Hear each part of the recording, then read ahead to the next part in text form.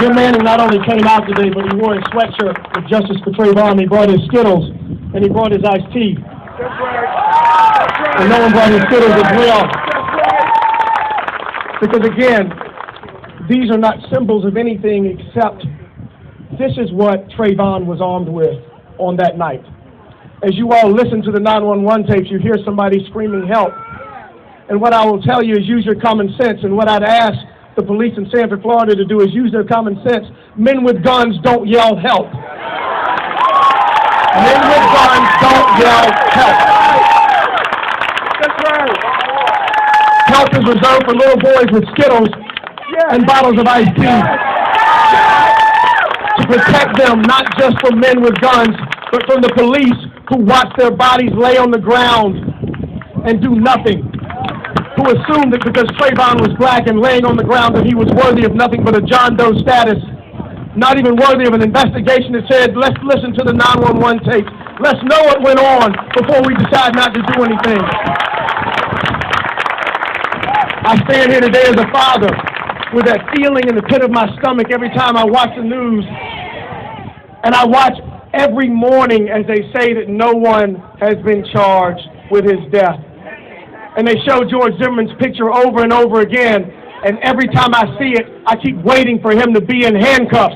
And he's not. Where is the justice? Where is the justice? You all came here today for a rally put together with 2 days' notice, with no flyers generated, with nothing generated but a movement inside of ourselves that said, we demand more for our children. We demand more, not just for Trayvon, but for every child, every black child, for all of those kids sitting on this stage today. We demand more. This is not just about Trayvon. He is a symbol of what happens to all of our children when they leave the house. We all know that feeling when our child leaves. We don't just fear what happens in the streets. We fear what happens when the police come and they decide that our children are guilty, just like Mrs. Zimmerman did. That's what we fear, and that's why we stand here today. We ask that the justice system simply do its job. That's it. That's it. To stand your ground law in Florida. I wish Trayvon were armed that day, because then George Zimmerman would have seen what that law is all about. It's not about giving up your rights.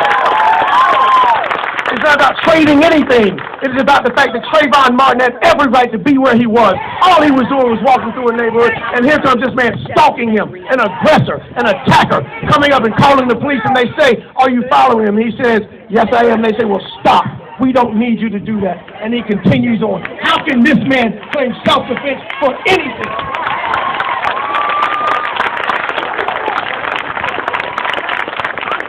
As we move forward, all we ask is that the justice system, which for so long has turned its back on us, turns and looks down at Trayvon Martin and says, enough is enough. Enough is enough. No justice, no peace. Thank you.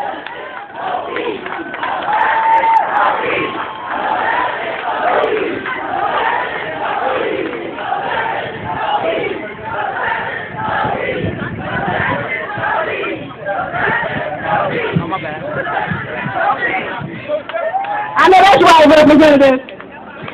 Okay, next up, we are going to have the man who birthed this idea. Okay, Mr. Kyle Green.